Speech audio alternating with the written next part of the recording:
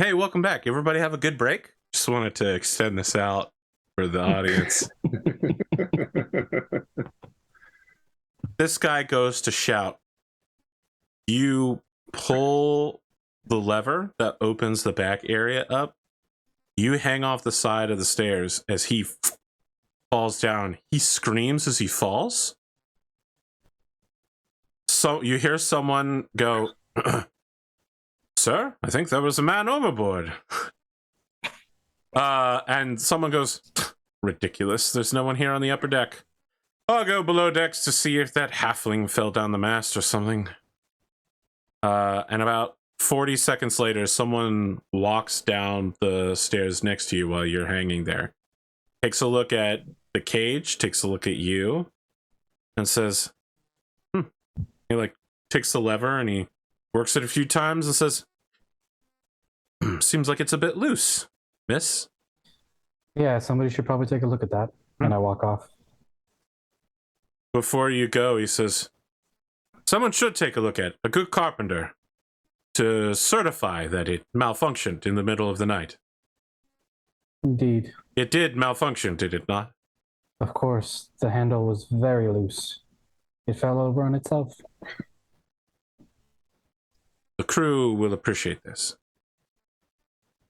Your work on fixing the handle. Of course, of course. He spits off of the skyship, down towards where few 100 feet down, someone has fallen to their imminent death, and then works on closing up the bottom as best he can. You wake up the next morning after going back to sleep. You haven't been arrested. You do, however, definitely feel like you may have consigned his soul to hell. I'll meet him there eventually. Okay. Is there any discussions you all want to have or anything you want to do again before you reach the disorder? So what is the disorder? It's a great question. Can you make a history check real quick? Unless, of course, you're asking your companions, some of whom know what... Well, if I know, I won't ask. But if I don't know, I will ask. You don't ask, so... Yeah, well, you don't know? I don't know, so I'm asking, what is the disorder? Where is this place we're going to? Gotta have wyverns in it, I suppose. So real quick, the disorder is a place that Tanira is headed to because it is a monk monastery. Most monasteries are called the Order of such and such. The disorder is a monastery where people practice any style and learn to counter other people's styles. It's basically for people who have a lifelong commitment to martial arts. They hire instructors from other schools to basically come teach them until they can embarrass that instructor and then send them home. Gwyneria, you are headed to the disorder because it's also the closest location for a College of Lore. The College of Lore maintains a library on the grounds. Lovely. Lovely. For you, Kithrix, you think the disorder might be a draconic word for sneezing or something. I just thought it was like a name of like a location. It was like, you know, the barren wastes or whatever, that sort of stuff. You know, like... You're not far off. So like any good skyship stop, it is located on the top of a mountain. Normally, adherents are forced to climb the mountain in order to prove that they have the physical capability to do so, but you'll be arriving by ship, so you're not going to have to do that part. It is, you gather from crew rumors, once you begin asking, they're going to let off a contingent of knights and squires and pages to begin searching the area for the draconic nest. They were flying towards the disorder, they went past it, and they were attacked. So now they're going to land in what they believe is a somewhat safer location so that they can engage via the ground.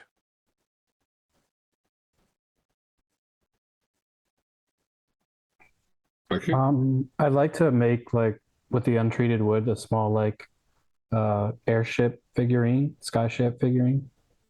And that's about all I want to do for the next portion of time.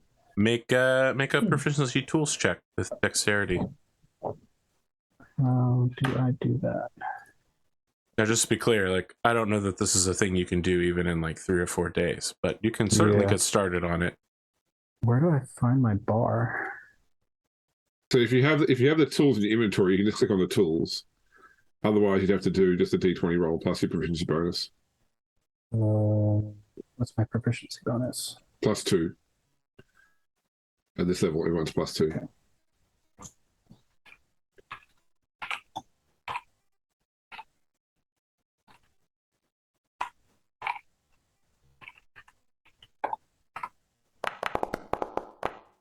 Yep. That's a good one. 15. You're good. Cool. You have the makings of a sleek lined hull. As you set down on the disorder, there's a lot of rigging that must be worked in order to bring the undermast up.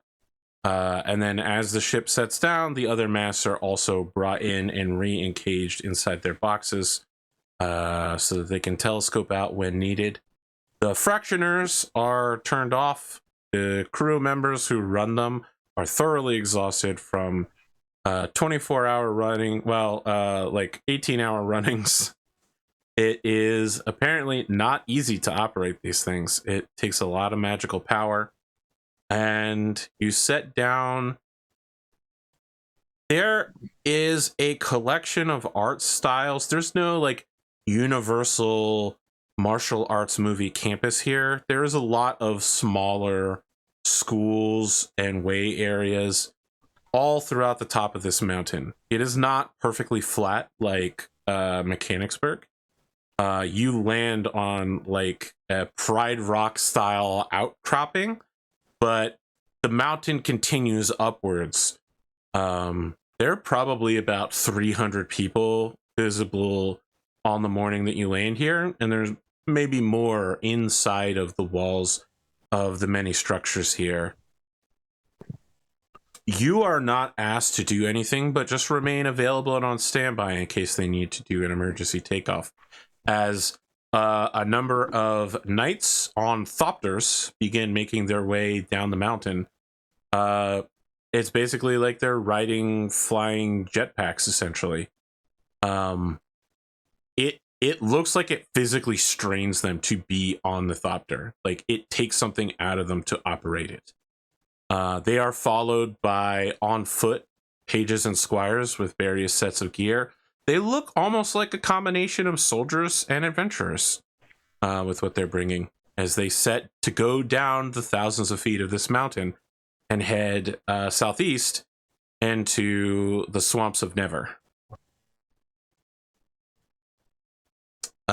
Interestingly, your journey took you across the wastes, specifically the realm of the King of the Western Wastes, who you imprisoned and left for dead inside his own fortress. You remember that guy? Yeah, I do remember that. That was 4 days ago, so he's probably dead now. Probably. You've crossed the waste now. You've re-entered something like civilization here at the Disorder. Tanira, there is something about being surrounded by people who are also looking to perfect their physical arts that makes your key, I don't want to say tense, but it wakes up. It's alive. It's not like you could get in a fight at any moment, but something inside you wants you to be ready to engage. And you can see that deepening one's understanding of their key is important here. There are people that run up the mountain in order to practice their step of the wind. Other people practice it by jumping from pole to pole that have been placed out like 10 feet up over a sand pit. And they try to make like 30 or 40-foot jumps. And when they fail, they're told to just move on their way back up the pole and start the jumps again. People are practicing about 24 different martial arts. And there's like 3 different instructors who are showing people a specific martial art and how if you see a student of that martial art doing this, the immediate counter is to do this. Like, they're programmed to use these 6 moves in a row. Use these moves, and you will break their arm. Is there anything you all want to do here? Because it seems like you're going to be here for a little while, several days. I do, actually. I want to use some of that treated wood to start making some of my monk weapons. Okay. I'm not even going to make you roll for it. You just get it done by the end of the day. I also wanted to incorporate some of that orichalcum, because what I'm basically doing is making a 3-part nunchuck with so if you twist it, the chains come apart and you can kind of do it, but if you twist it back, it's like a quarterstaff. Yeah, like a 3-part staff. Yeah, but it's interchangeable. So sure. How did you want to include orichalcum in that? I don't know, maybe use it in the construction of the chain part. Okay. Into the metal, because I don't see how I could integrate it into the wood at the moment. Sure. Godric, can you roll a dexterity saving throw for me real quick? Everybody's laughing. You don't even know why I'm making him do this roll. Jeez. It wasn't me, I swear. I'm on that 20. Oh, yes! Yes. You did get a nat 20. Here's what happens. A particularly powerful gust of wind winds its way over the top of this mountain. Something flies out of Tanira's bag. And without even looking, you snatch it out of the air. What do I have in my hand? That's a piece of paper with about 24 phrases in Dwarvish on it. Can I read what they say? You don't think that's an invasion of privacy? Did I notice it going out of my bag? Oh, for sure. Like you. I want to read like the first phrase, and if it looks like it's something personal, I'll says, fold it back and. Thank you so much, Devil Lady. And the next one says like, no, after the first one, I just fold it. No, it's too late. You start looking at it, peripheral vision kicks in. One is like, my new daddy seems happy for the first time in a while. The next one says things aren't so bad now. Each one seems to be an outpouring of a expression of affection in childish Dwarven.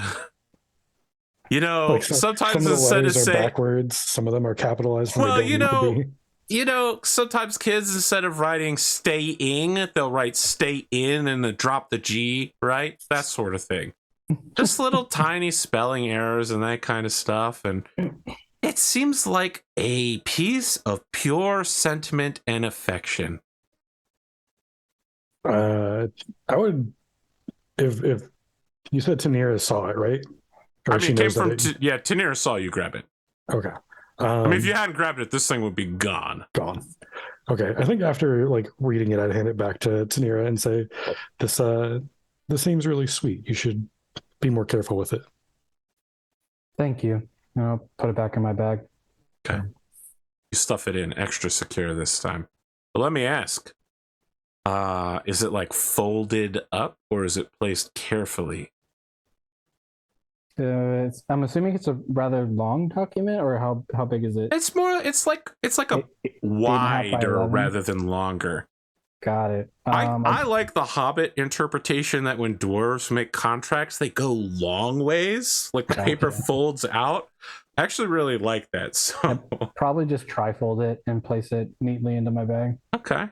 So you take care with it. All right.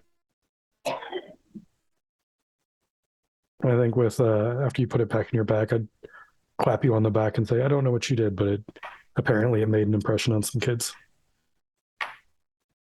I do what I can.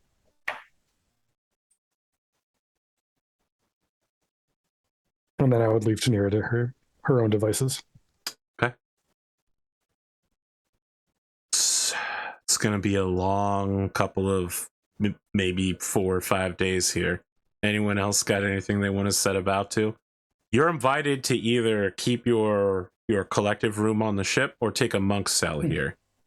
Not like a prison cell, it's just like a single person, you know. They just call it a cell, but it's not an actual cell. Yeah. It's just a cot in a like one person, like 5x10 room.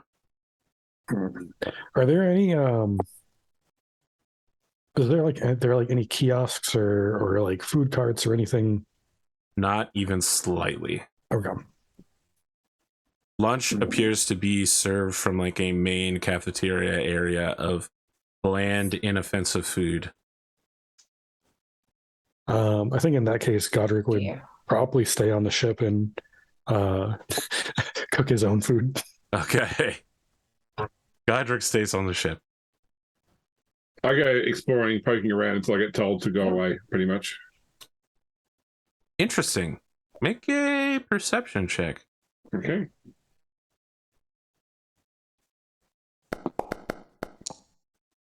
So that's a 16 on the die. How deep in are you looking to get into people's business? I don't like break into anybody's like I don't go through locked doors. I just explore whatever feels to be publicly accessible. That includes things like going into kitchens.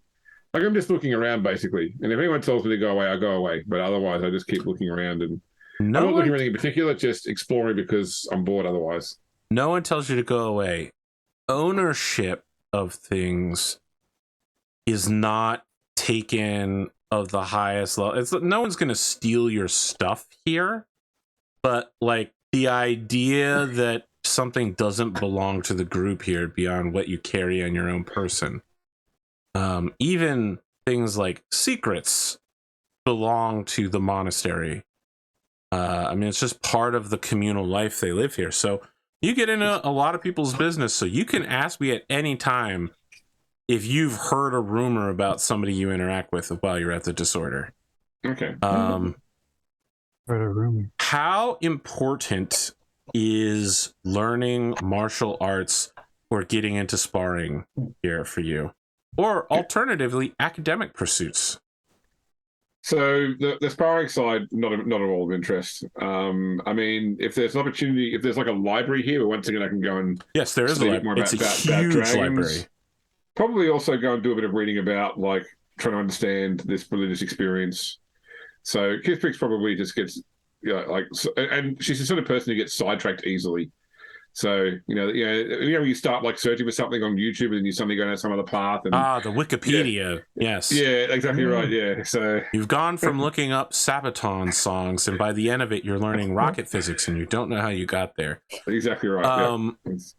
What is more important to you? Learning about dragons or learning about your vision? I think I start with the dragons and end with the vision. I end up going to the vision side. Come back to that in a second because someone else might be going to the library with you. I don't want to force you there, but Gwyneria. No, I mean, absolutely. Yes. The two of you enter from different entrances to a library that is sunken into the top of the mountain. It is cool and damp. It's got good ventilation, but it's not like a breezy. Mm-hmm. The books, it seems like there's a constant battle to keep the books from getting too wet in here, as if someone is trying to always dry them out. For you, Gwyneria, it's a little close in here. It's great for you, Kithbrix. This place is like halfling size, designed perfectly. The librarian appears, seeing the both of you enter. He's wearing the same monk robe as everyone else, just like a simple, almost sackcloth, but with glasses that he clearly doesn't need to see, like it's an affectation. A shock of white hair forward, and it's clear from the rest of his body that white is probably the actual color. He is half elven. And he closes his book, wraps the chain on his belt around it, lets it hang there, and he says, "Welcome, visitors. My name is Professor Dr. Archibald Knickerknacker. I am the librarian of the disorder at this time. How can I help fellow students of knowledge? Don't mind the monastery's cats. We use them to chase out the mice and other vermins. Oh, wise decision. Lovely. Well, greetings, Professor Doctor. I am Guineria Lasul, or Leafwind, however you would wish to say. And I have journeyed far to find a college of lore. For that seems to be my current path. You are looking to join the College of Lore? I would love to. Very well. If you'll just give me a moment, I'd like to talk to your companion here. Are you also looking to join? No, I am Kithvik Dustbraid. I have a dragon and would like to learn more about dragons. So I thought you might have books on dragons or other things that would be of interest to me to explore.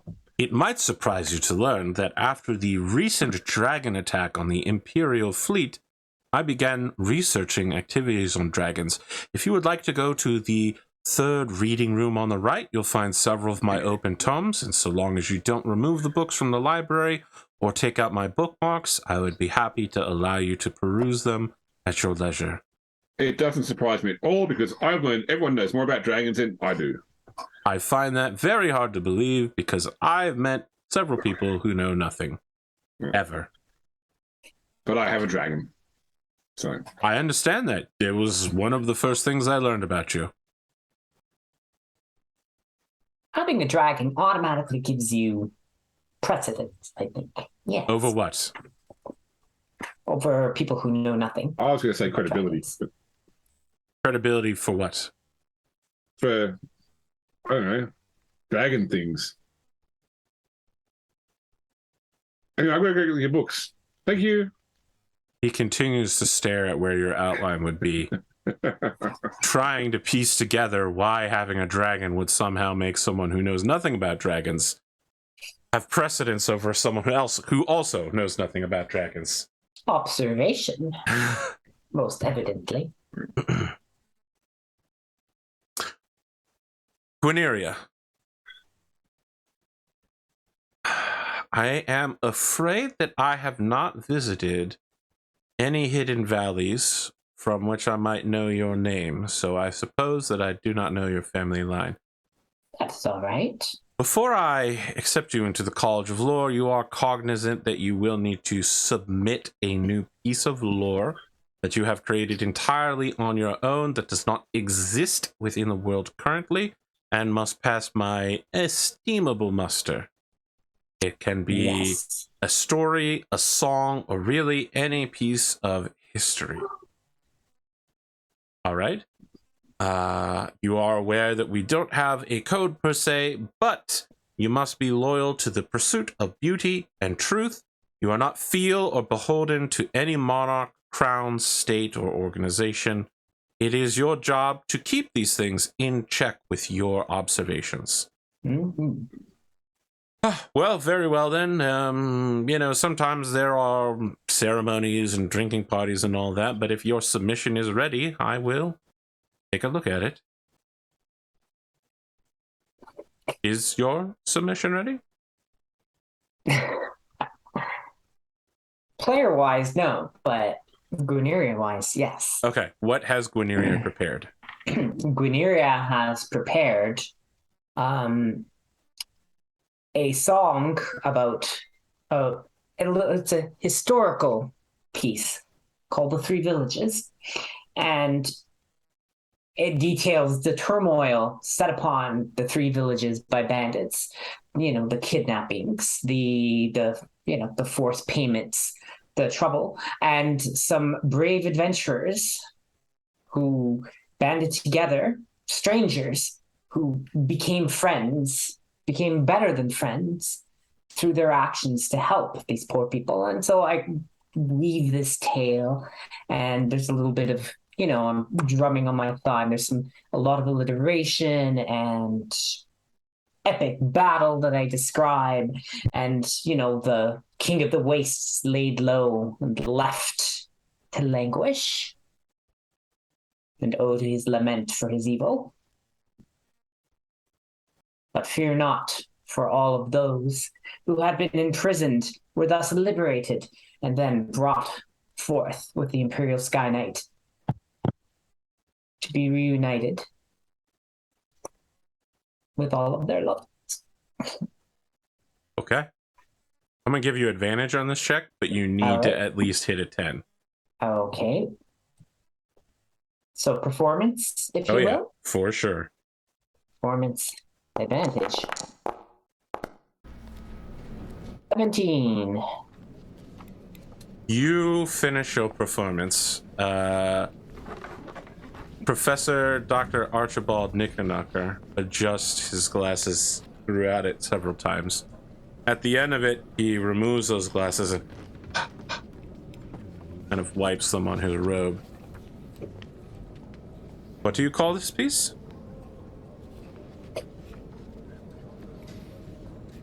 I call it Freedom of the Land.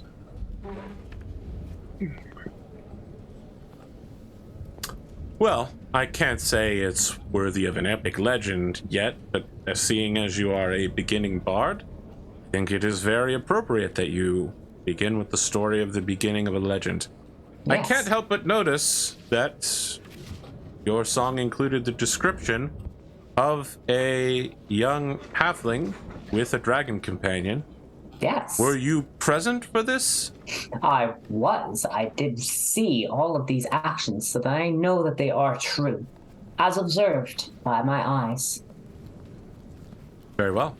heard with my own ears. There's no pulling out of a sword and tapping you on the shoulders or blowing trumpets or anything.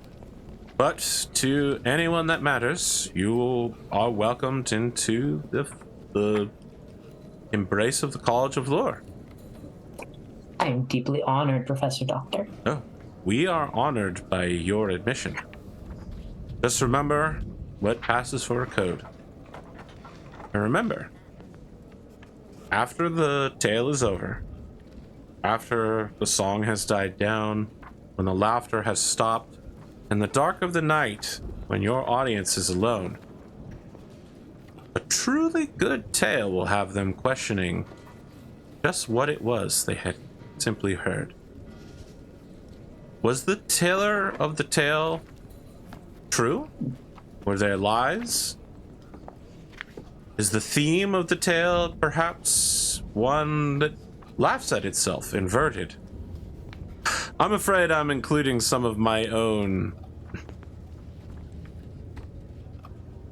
nonsense into this, but perhaps don't listen to me. I have peculiar tastes when it comes to telling stories, which is why I mostly stick to research.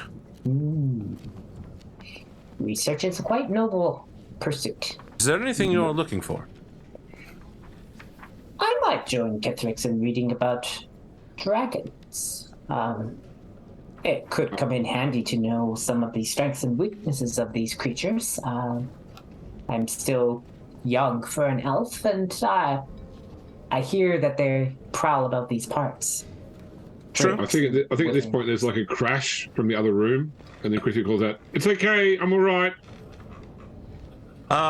He invites you to join him as a research fellow, which will give both of you advantage on either history or arcana to look up information about dragons.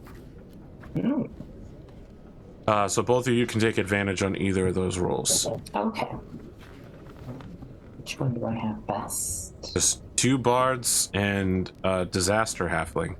Oh, I'm Or that definitely just got gonna into go. college.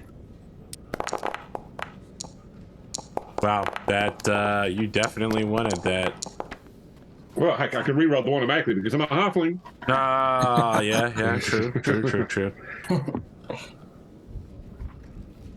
Hitrix, what about dragons are you looking for here? Just baseline or anything in particular? I mean, so obviously I've learned things like the fact that this dragon likes to eat gold. So, understanding more about, proper care and feeding. I suspect a lot of people who write the books don't actually have pet dragons, but once again, making sure I know how do I properly care for Sparky. You're correct. Most people don't have pet dragons. In fact, having a pet dragon is frankly insane. Some members of the Imperial Sky Knights, unsurprisingly, have bonded with dragons in the past. Mostly they use wyverns or their thopters. But it is not unheard of in the last 50 years of the organization's agreement to have a dragon.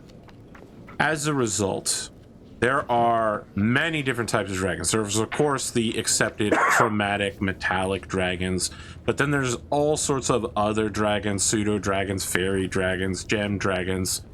A lot of them have their own unique preferred way of feeding. All dragons, however, will eat gold. Some will eat other forms of coin. Many dragons will also feast upon blood and bone. They seem to prefer that of sentient creatures over things like pigs or cows. They'll take them in a pinch, but they would rather eat living beings. You know, fully sentient, sapient creatures. Some dragons choose not to eat. They don't have to eat. They won't grow, but once they've grown enough, they simply exist by removing ambient magic around them and changing it into a form more pleasing to them. At that point, they're basically stuck in their layers. Okay. What about, if I can ask something about the bonding that people have spoken about, like the whole blood pact that was implied that Kittrix has made? That 10, you got nothing on that. That's like, Cool. you look that up in the Draconic section, and Archibald's just like, are you sure you shouldn't be looking it up in the Warlock or like Infernal Pact section? That's not really typical Draconic behavior. Guineria. Yes. You got a 19 on Arcana. Mm-hmm. You know Yes. some magical stuff. What were you looking into?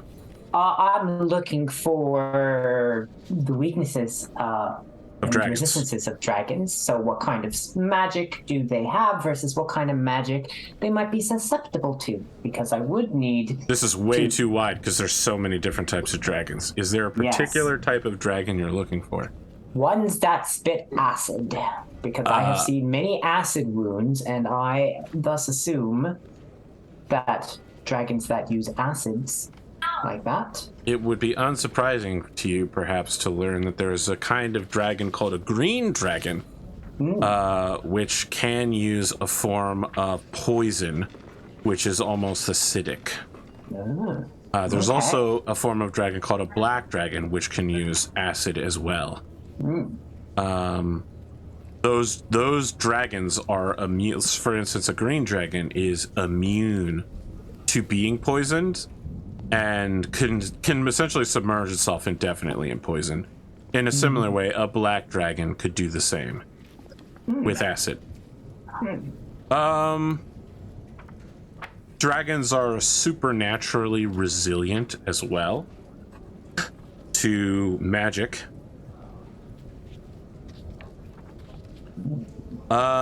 They don't really have any well-defined weaknesses other than loss of blood.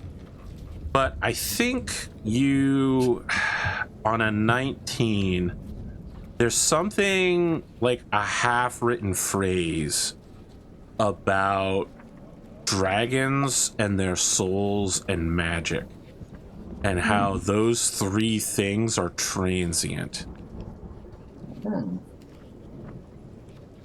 Wonder if there was a spell that could strip the soul from the dragon. Oh boy, when you say that, your boy Sparky bites you on the hand. No! This is not Sorry, a playful no, bite. I don't... Yeah, Sparky is now on the book, like clawing it so that you can't read it. And he tears the page out. Archibald just like, well, that was a ancient sacred text, hundreds of years old, written by a dragon, but I suppose I can't complain. I'll get you another one. I don't think there is another one. Pretty sure it's irreplaceable, and because the book's magical, I can't mend it. But if a dragon doesn't want me to know something, who am I to argue with it? So... It was bad. bad for dragons. The dragon was bad, or the book was bad? Sparky's not bad. Who's not No, bad? what the book No, said not about bad. dragons was bad for dragons. Well, I'm calling him a dragon. Yes. Well, I must. Okay, Sparky, no one will hurt you. We will protect you. That's true. Yes, yes. Sparky, no one will hurt you here. You all, however, banned from the library. For your entire life, which could be forever. He looked very seriously at you, Kithdrax. What, me too? No, but the dragon is... sorry, because it's on a loop. The library switched over to the battle song. It's in a playlist. He says, oh, no, you're not banned, but you will need to remove the dragon immediately. It did destroy a priceless piece of knowledge. Okay, well, can I, borrow books and bring them back? Will they be in the same room with the dragon? Well... Insight check. Deception check. Deception check. I'm not lying. I'm going to say he stays with me all the time. So the answer is yes. No, you cannot borrow it. What about other books, not dragon books? Still no. Have you got books on visions? Yes. You cannot borrow them if they will be in the same. Listen, he picks up one of the monastery cats and says, we need to remove the cats from here occasionally because they have not been monastery broken. You understand that it's not that I don't love these cats. I want to see them thrive and grow, but I can't have them pissing on the books. Until Sparky can prove to me that he will not destroy ancient, unique, irreplaceable texts, I can't allow him to be near the ancient, unique, irreplaceable texts. So they don't make deliveries to the top of this mountain. Do you have modern, entirely replaceable texts that we can borrow then? Make a persuasion check to see if you can break this guy down. Can I cast a guy? I think casting guidance was pretty obvious first. Probably not now. Not with a 12. Okay. All right. I'll leave it in half. He catches up to you outside and he says, this is a pamphlet. It's not a book, and it's given freely out. You may take it. He hands you a pamphlet that says, so, you've just had your first oracular vision.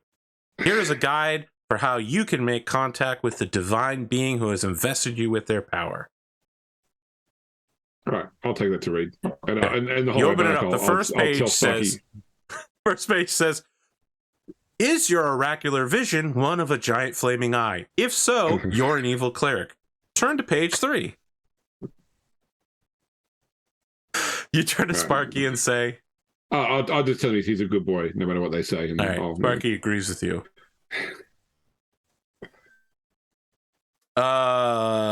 Godric, you doing anything on the ship besides cooking? I mean, days are long. I think whenever there's nobody around, he's like practicing summoning ghosts and pulling different family members out. And he's testing like how obscure it can be to pull someone from his family. Make does he a have history to? check. I was gonna say, like, does he have to actually like recognize their face, or can he just think of like a super distant uncle and? Oh God! I was really hoping you got a 20 there. Yeah, I was. Your ability is not working well for you.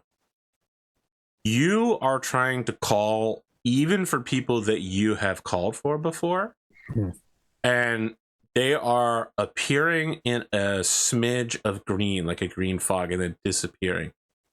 And at one point, you simply fall unconscious. Oof. And when you wake up, you are before a panel of 5 Dwarven Judges. Ooh. The room around you is filled with other members of your clan. One of them uses a hammer as a gavel and says, so, we begin the trial of Godric Kingkiller. Everyone around gasps. Present the evidence. Someone brings out a mangled body of a dwarven miner who clearly took a pickaxe wound through their helmet into their skull. Godric, do you deny that you have killed this man in your fury, rage, and incompetence? I do not deny it, but I do declare that it was an act of self-defense. Everyone goes, he says, so you wish to take this to trial. You are a coward. I cannot believe I must call you my nephew. As soon as he dies, I know the face of the next person I'm summoning to battle.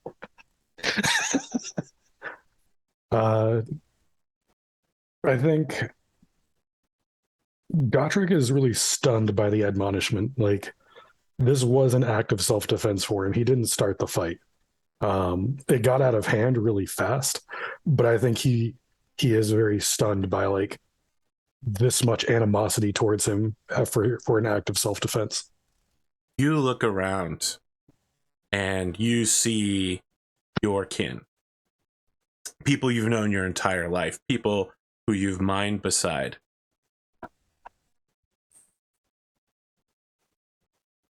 There is fear and hatred and a lack of understanding in hundreds of eyes as they stare out at you. Some feel betrayed. Your mother is openly weeping, refusing to look at you. Do you offer any defense for your actions?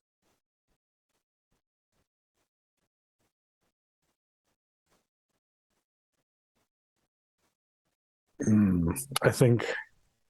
don't think Godric really has a defense. He said it was an act of self-defense, and it got out of hand. I think at this point, seeing his family so ashamed of him and like even they're turning his backs on him, I think he just feels ashamed. And I think he's like wishing that he had more self-control.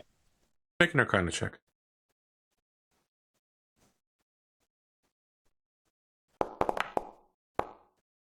There's a good number. That rollback really worked for you. Yeah, right. You feel a calm, comforting, familial hand on your shoulder as people begin gasping.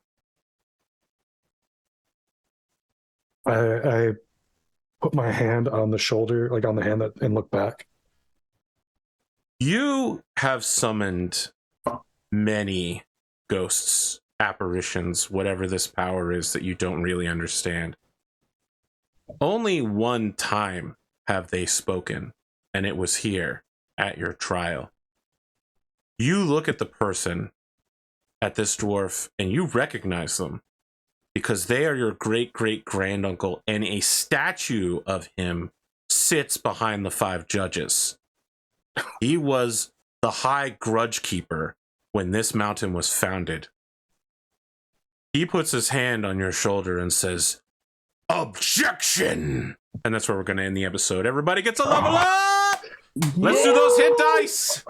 Ding, ding, ding, ding, ding. Dude, I really want the title of High Grudge Keeper, not gonna lie. Yeah, right. New life goal acquired. Intelligence. How do I do the thing? I'm busy taking average again. What's I'm my hit very die? average. D10? What class are you? Fighter? Yeah, D10. D12, right? Oh, no, No, D10, D10. 12 Yeah, is D12 for is barbarian. Yeah, the 12 is the lonely dice of the barbarian. This could go really well or really bad. We'll see what happens. Oh, Are you taking another level in monk? No, I'm taking one in barbarian. You get a D12 hit die then. So you roll a 12 plus your constitution modifier. 12 plus. Also great news for everybody here. Level 4, you either get a stat increase or a feat. I know. I'm taking a feat. You get it when you get the ability increase in your class. So if you multi-class, you won't get it. For I thought it was when you hit level 4 with proficiency. No, it's based upon when your class has on its class list ability increase. I see. Bearded, for the folks at home, just rolled a 12 on a d12, so he's looking at an extra 13 hit Let's points go. with Tanira.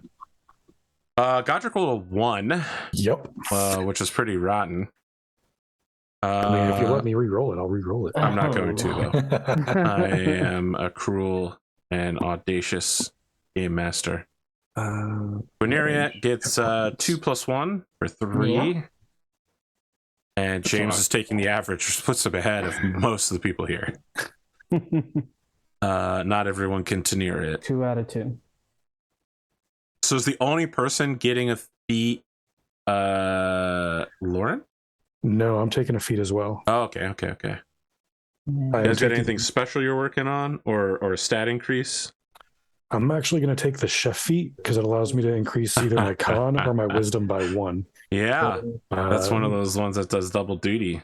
Yeah.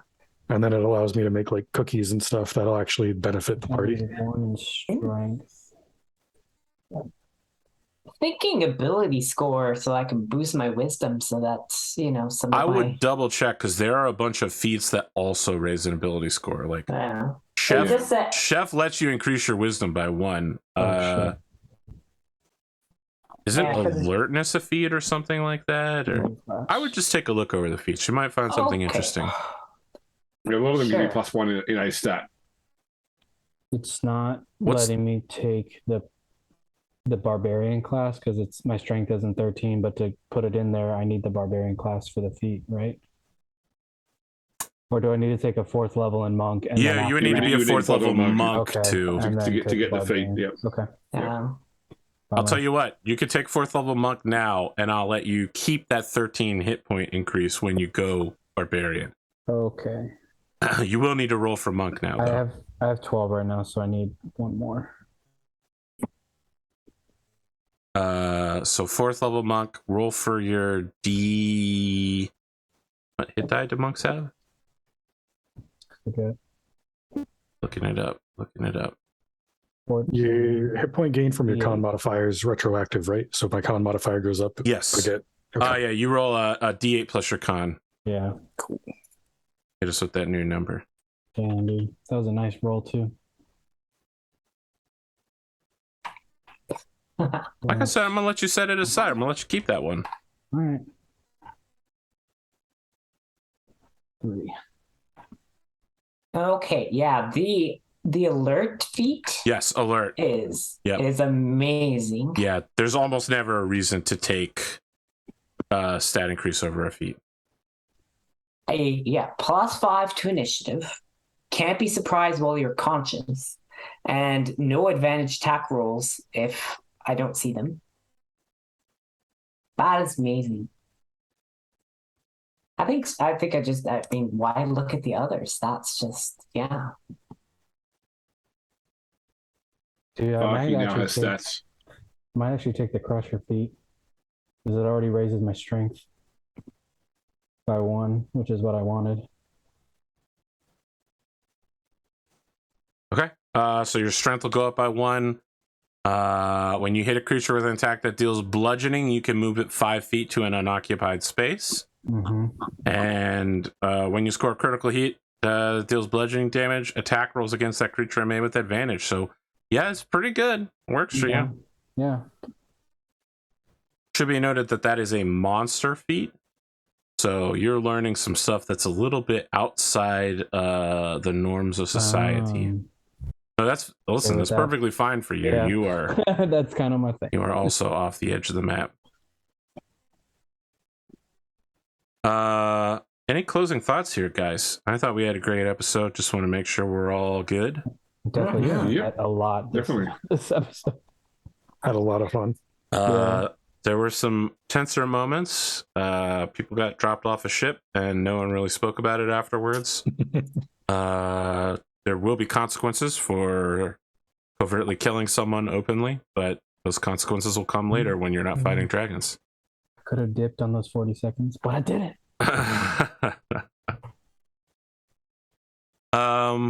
Should we Any- point out, by the way, he beat the initiative roll by 1. Yeah, we Yeah. never did say that. It was a 12 and I got a 13. Yeah. Barely. Hey, listen, when you're pulling a lever, that's all you got to do. Wrong lever. Well, that would have been amazing if you had lost initiative. I would have just had Yeah. you act first, so you pulled the wrong lever. It's Uh, an interrogation tactic. are we good for next week? I'm good for next week. Should be. Yeah. Yeah. Any projects anybody needs to announce? I did not leave any time for outros because we went right here to the edge with the Dwarven Phoenix Right. But We are good. Yeah, I should Yeah. be good. Should be fine. all right, well, it was a long episode. We jammed a lot in here. We're at the Disorder. We'll see you next time for more Disorder. Have a good time zone. Woo.